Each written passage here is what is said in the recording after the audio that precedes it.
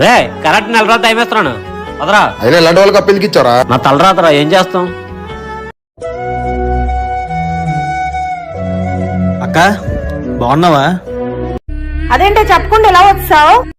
ఏ అక్క ఏమైనా పని మీద వచ్చావా?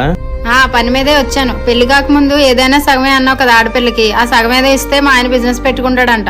అదేంటో ఎలా మాట్లాడతావు? నీ పెళ్లి కోసం చేసిన అప్పు తీర్చడానికే తమ్ముడు అందరితో మాటలు పడుతున్నాడు. మా ఊరికే ఎందుకు అక్కని తిడుతున్నావు? నేనేమైనా చేయమన్నానే ఏంటి? నువ్వు కూడా అమ్మేది తెలియకుండా మాట్లాడుతుంటే. ఏంట్రా ఇంకా అక్క అక్క అంటావు? ఆ రోజు అలాగే అది ఎవరినో ప్రేమించి ఇంటికి వస్తే నువ్వు గ్రాండ్ గా పెళ్లి చేసి అప్పుల పాలు అయిపోయావు. ఇప్పుడు చూడు వచ్చే ఆస్తిలో వాటా అడుగుతుంది. ఇలా ఇచ్చుకుంటా పోతే రేపటి రోజు నువ్వు నేను అడుక్కు తినాలి. పోనీలే అమ్మా, అక్క సంతోషంగా ఉంటే చాలు. నేను ఏమైపోయినా పర్లేదు అక్క. బాగా బిజినెస్ కోసం డబ్బులే కదా, నేను ఏదో ఒకలా సెట్ చేసి ఇస్తాను. చూడవే నేను ఎంత చెప్తున్నా నీ గురించి ఆలోచిస్తున్నాడు వాడు. నువ్వంటే అంత ప్రేమే వాడికి.